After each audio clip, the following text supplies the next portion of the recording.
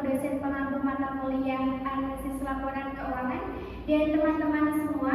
Sebelumnya perkenalkan kami dari kelompok 2 yang juga merupakan saya sendiri, Livia Madia, dan rekan saya Karisa Elvaria dan Numaifa serta Malinda. Baik, berikut adalah presentasi kami mengenai tinjauan analisis laporan keuangan. Kepada pemateri, saya persilahkan.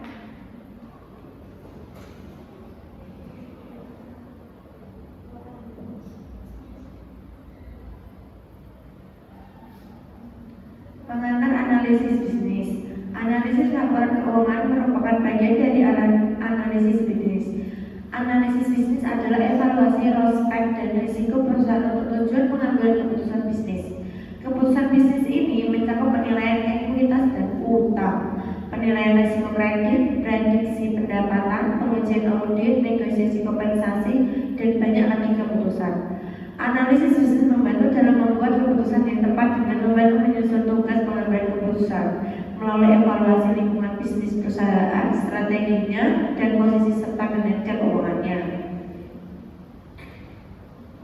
Jenis-jenis analisis bisnis. Yang pertama, analisis kredit. Kreditor atau kreditor meminjamkan dana kepada sebuah perusahaan dan menerima janji pembayaran kembali atas dana mereka dan bunganya.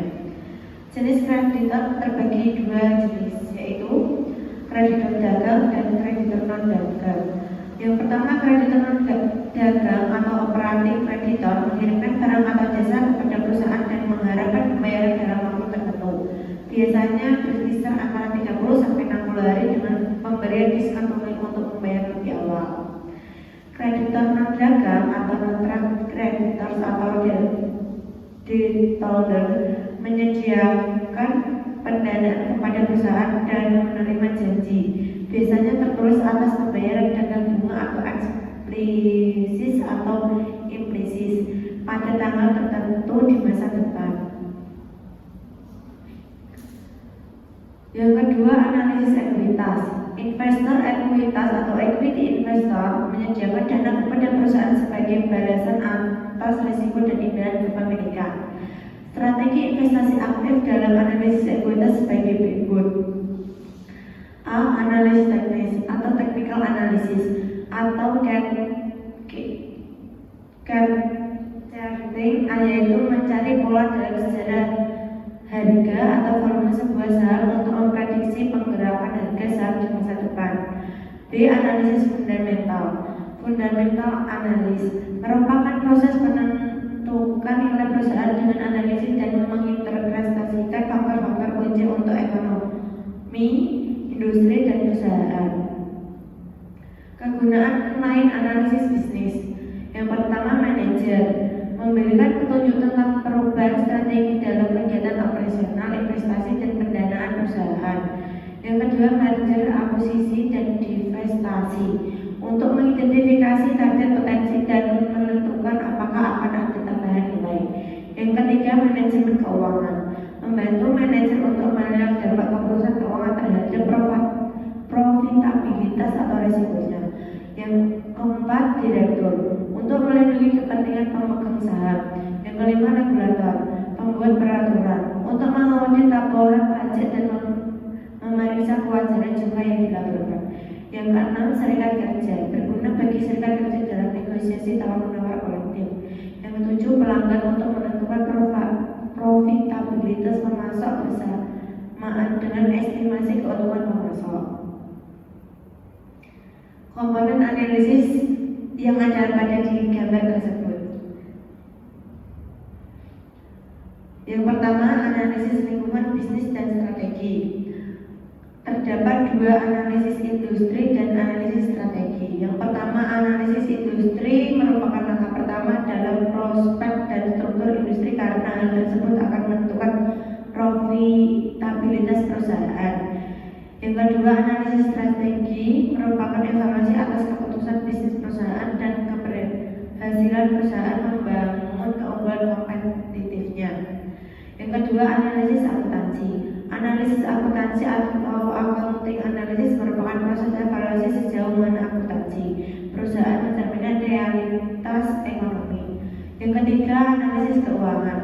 untuk menganalisis posisi dan kinerja keuangan perusahaan dan untuk menilai kinerja keuangan di masa depan. Yang ketiga, analisis keuangan terdiri dari 3 bagian besar, yaitu analisis profitabilitas, analisis resiko, analisis sumber dan penggunaan dana.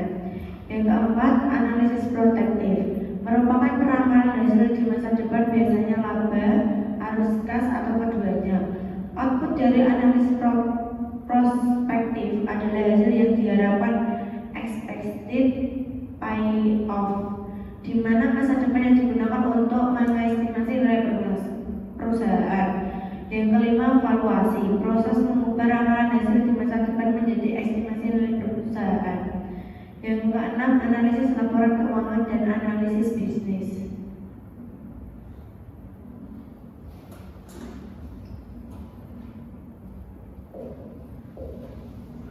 Laporan keuangan dasar analisis. Aktivitas bisnis. Yang pertama, aktivitas perencanaan.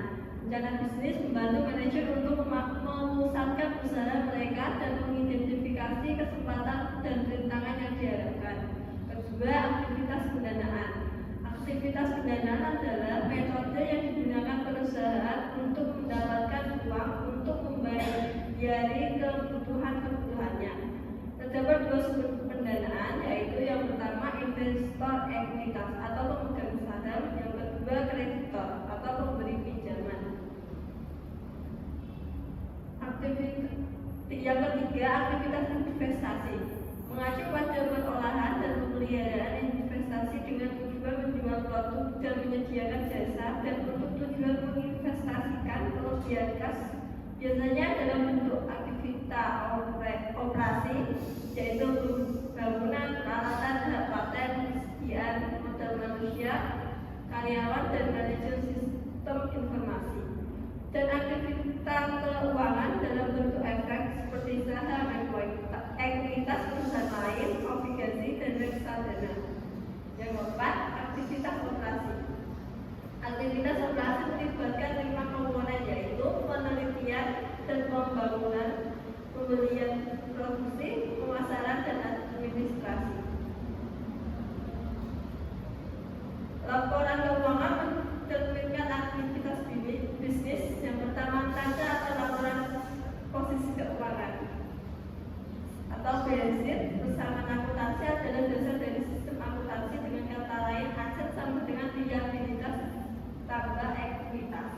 Contohnya seperti itu. Bisa dilihat sendiri. Ini juga bisa dilihat sendiri. Yang kedua, laporan rugi laba. Laporan rugi laba mengukur kinerja keuangan perusahaan antara tanggal neraca. Laporan rugi laba menyediakan rincian pendapatan, beban, untung atau rugi perusahaan suatu periode waktu tertentu. Yang ketiga, laporan laba rugi dan penghasilan komprehensif lain, menyajikan pendapatan yang diperoleh perusahaan selama satu periode dikurangi dengan harga pokok penjualan akan mencerminkan laba total. Contohnya ada di sampingnya seperti itu. Yang kedua, laporan rugi laba. Ketiga, laporan laba rugi dan menghasilkan komprehensif lain. Contohnya juga seperti itu, bisa dilihat sendiri. Keempat, laporan perubahan ekuitas pemegang saham, menyajikan perubahan pada pos ekuitas. Yang kelima, laporan arus kas. Laporan arus kas menunjukkan arus kas masuk dan arus kas keluar yang terpisah untuk aktivitas operasi, investasi, dan pendanaan perusahaan selama periode waktu tertentu. Contohnya ada seperti itu.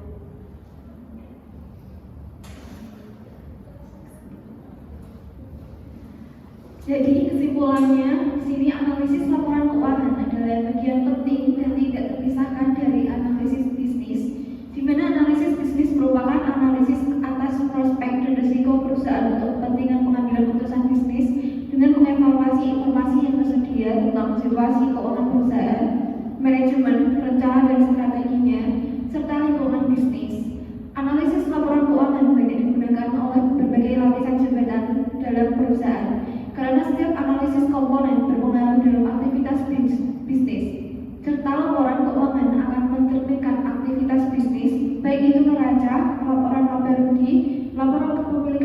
pemegang saham maupun laporan arus kas. Oleh karena itu, untuk mempermudah menganalisis laporan keuangan, maka dikenalkan 5 alat penting untuk analisis keuangan. Terima kasih.